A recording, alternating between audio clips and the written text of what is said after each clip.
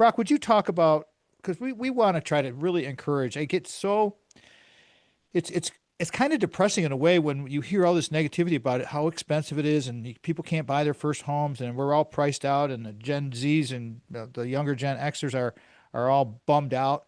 Let's rise the boat a little bit. Can you throw some love to those people, and we're just kind of quickly, please? Yeah, and I don't know if it's so much love as it is just, um, most people will be quite successful if they're just told what to do, right? They are told what actions to take, and you let them know, kind of clear up some confusion. So, um, uh, best advice I can share: real estate is built to go up. So when people talk about prices and things of that, values compound over the years. So, um, you when you're financially in a position to make a home purchase, you should do it because values are built to go up and they're going to continue to go up around you. And so you're just simply waiting for prices to go up. For young people that are listening here, especially if you're in your 20s and 30s, um, it's imperative that you're saving your money. It's imperative that you're working very hard, even if it means having multiple jobs, two, three jobs.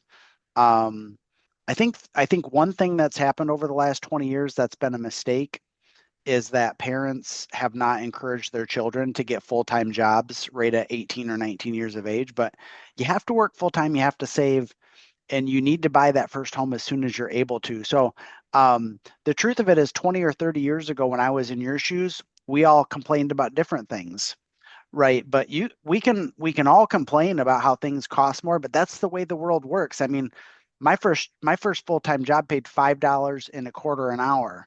So, I mean, we all had our own gripe at that time. You got to just get over yourself and get a full-time job and save a bunch of money and then buy your first home. Were you happy with that job at 5.25 an hour, Brock? Well, I was happy because it Yeah, was of at the course you were. it was at the peanut shop downtown Lansing, and I got to eat the food as part of the job, so it was Well, fun. okay, Brock's here. Reality of real estate. Let's get busy. Prognostication for 2026. This is big stuff. Brock, you sent over some very interesting stats for sold properties. I'm gonna wind you up and let you roll, bro. Sure. Sold properties in the Tri-County area. What does this mean? Go through it. Let people know. Take your time. It's all you. Go ahead. Yeah, I'm going to start with 2025. Pretty much the lowest, not pretty much, it is lowest amount of real estate transactions in pretty much a 21-year period of time. Wow. And so you might say, what does that mean? Does that mean the market's bad? It doesn't mean it's bad. It's what it means is that we don't have enough inventory and there aren't enough sellers selling every year to meet the demand of the buyers. But if I go back, most people, I don't care for the analogy, but I understand everybody talks about pre-COVID, post-COVID. I mean, that's just like one of those benchmarks now. But if you look at what's happened since 2020, um, respectively speaking, we had roughly 7,700 sales in the greater Lansing area in 2020. 2021 was the most sales pretty much like in many year period of time. We had 8,300 local sales, and that has steadily gone down. So if you think about 2021, 8,300 sales in the mid-Michigan area. Last year, we finished at 5,943. So you're talking about in a steady decline of that. So if you're just looking at it like, oh my gosh, you're talking 2,500 fewer sales in 2025 compared to 2021. So that's a lot of inventory in a relatively small, you're talking a 30-mile radius. That's a lot of inventory to not exchange hands in a given year. And so when people are like, there's so many fewer sales and yet values are at an all-time high. The average sales price in the greater Lansing area last year was 265,000.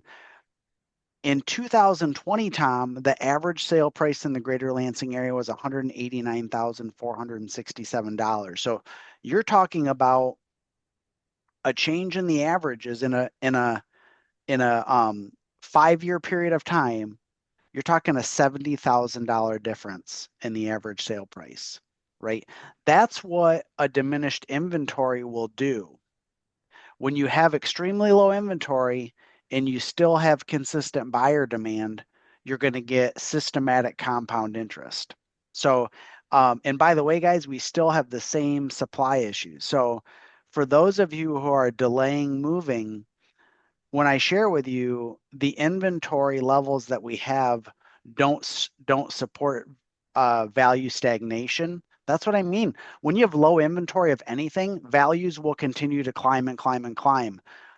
It's just the reality. It's so if you're in a position where you have if you have a need to move, you really should do it now because values will not come down. If you're waiting for values to change or come down, they're not going to come down. Have you had another story? And we didn't prep for this at all. This is how we roll sometimes. But a story from Brock on a first timer from last year that you'd like to quickly share? Because I just think it's as we're prepping for, buying your first home and doing this testimonial. Do you have a story that you off the top of your head that you might want to relate? A first time buyer or like a first time, or are you talking about one of our agents that's newer? No, I was talking about a buyer, but if you had a newer agent, that'd be fine too. Oh, last year, I mean, we had one, and it was right at the beginning of last year, which was one of my and Mike worked with her, but my best friend from high school, his older brother, who I always looked up to, he has a daughter. I think she's probably 25 or 26, but Mike and I were able to serve a dear friend of mine from when I was a youngster from middle school on up. We were able to help um, his daughter buy her first home. And that was probably the coolest thing in my life to be able to help the daughter of a close friend, a friend that I had known that, his parents were like my second parents when I was, going through middle school and high school. I spent a lot of time at their home. That was awesome. I mean, that was maybe the best thing ever to be able to have a chance to serve the child of a friend. I mean, it's a great feeling. It's one of the coolest things. We talked about the sold properties in Tri-County. Did you go over the pricing and of all that, Brock? I mean, did you want to cover that again? And do you want to go over these numbers, or are we moving on to the next No, part of your no, note? I think we should move on to more of the philosophy Okay, let's part do of it. that. Go Yeah. ahead. Take that right now. We got about 4 minutes to go for the end of this segment. Please go ahead. Yeah, in terms of like prognosticating what's going to happen over the year here, let's start with interest rates first. Right now they're right around 6%. I don't think we're going to see a lot of fluctuation there. I actually said the same thing last year, You and did. they're not going to deviate a whole lot. Um, it, um, truth, the economy's moving very well. They don't typically mess with with interest rates unless things are going badly. And so they're probably gonna stay about where they are. They don't want them to go higher, but they might dip a little bit, but they're pretty much gonna stay the same. So if you're waiting for rates to come down, you shouldn't wait any further. Um, Home values are going to continue to go up by 3 to 5%. So again, if you're in a good financial position to make a purchase, waiting will only hurt you because you're just simply waiting for prices to go up. Those are the two main things. Those are like the most important things, right? Inventory is not likely to go up. So again, the the opportunities within the market are never going to be better than they are right now. Soon as your financial situation is right to buy, you should find the right home and you should buy it. And then in terms of once you've bought it, you should live there for as long as you can. Warren Buffett, the Oracle of Omaha, the most successful investor in the history, and he's in his 90s now. He still lives in the same home that he bought in the 1960s. And this is counterintuitive, right? I'm a salesperson that's telling you to buy one home and live in it forever. Um, Certainly live in it until it no longer meets your needs. So the American dream in my ideology is buy a home, live in it as long as it meets your needs, attempt to pay it off as quickly as possible so that you can be debt free, own your home free and clear. In nothing would cause me more happiness than to see people purchase their first home in their 20s, live in that home for a period of 10 years or 15 years until their family has grown and they actually need a bigger home. And then at that point, move. It's going to be better for people's financial future if we can shorten the number of homes they move from like the typical 5 or 6 to more like 3. You're going to increase your wealth a lot more if you're staying in your home for a longer period of time, paying it off, and then investing that money uh, into the stock market for long-term retirement plans. Brock, how do you want people to get a hold of you? I always want them to call me on my cell phone directly. That's the best way. I mean, it's gonna be the quickest way. So my cell number is 517-303-3262. That number again, 517-303-3262. Call me, text me. That's gonna be the best. Email, I'm checking that only twice a day. So call me or text me. You can always go to kwsellingteam.com, everybody. You can go to my website, tommattshow.com, go to the bottom, click on there, and away you go. What I was saying in the previous segment, what I wanted to come back to, was developing the relationship with Brock and his team. You don't have to be right in the market. Like you're Mhm. not immediately thinking about buying.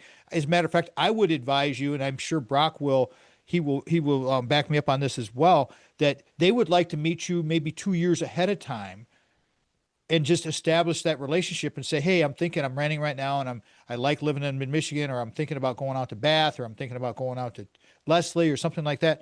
And let them, and just put your name out there so that they know, because then you never know when a deal may come along. I mean, you guys have heard me talk about Brock giving me the advice at the radio station that time before I even knew who he was. Worked out pretty darn well. I mean, he hit his numbers perfect. What do you think about that, Brock? If people just young, especially, and I'm kind of coaching this towards the younger, the first time buyers, but the first time buyers who might be scared off saying, well, I don't have X amount down, so why bother? They should bother, shouldn't they? Yeah, and I mean, regardless of whether you're a first-time home buyer or what, like I fundamentally want people to make the smartest decisions possible for their lives. And the further out that we start the planning process, the better the outcome is going to be.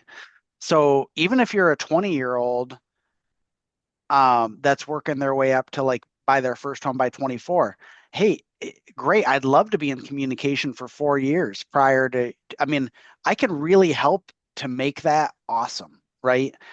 If you're like in your 30s or 40s and you're thinking I'm 5 years away from moving, great. I'd love to be in communication at that point and help you build the right plan so that way you don't make any mistakes.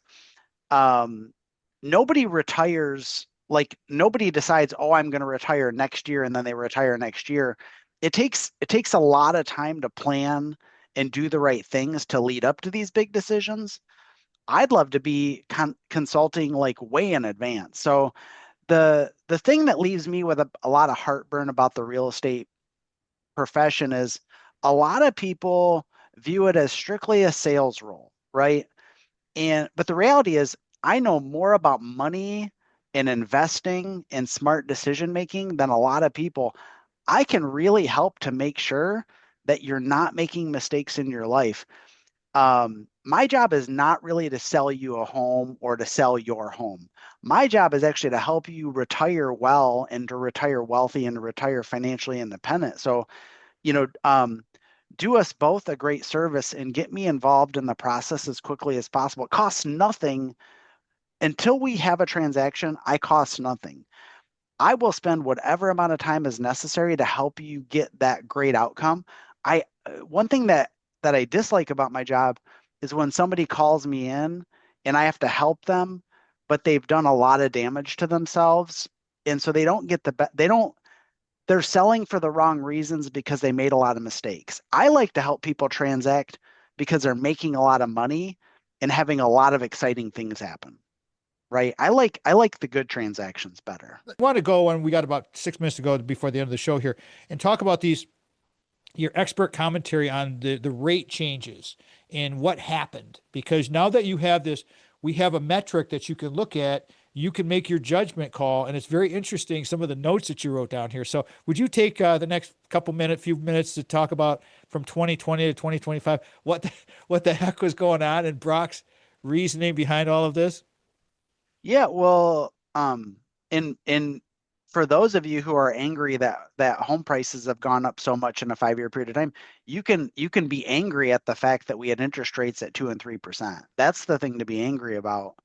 So, Why would that be, Brock? Now, this is just so if people are just jumping in, they might go, well, no, Brock, lower is better. But why would yeah. that be?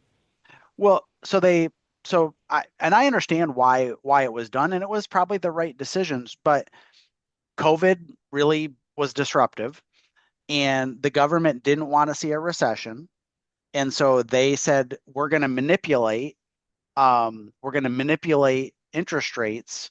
We're going to lower them to make sure that the economy continues to go up and up and up. And it worked. It worked fabulously. Well, what it also did is it caused a bunch of people to move and to buy houses in a very short period of time. Remember, we had 8,300 transactions in 2021 in mid Michigan. Um, and it caused a bunch of people to move. Everybody took advantage of these low interest rates. Well, when you have that many buyers buying in a short period of time, home values go up and up and up and up and up and up because you have this massive competition, right? So, we had in from 2021 to 2023, actually from 2020 to 2023, we had a $40,000 average jump in the average home sale price in mid-Michigan. That was all caused by low interest rates. So when interest rates started coming up in 2023, 24, and 25, we've been pretty stable for the last couple of years now. We've been between 6 and 7%. Guys, the higher interest rate is actually what's keeping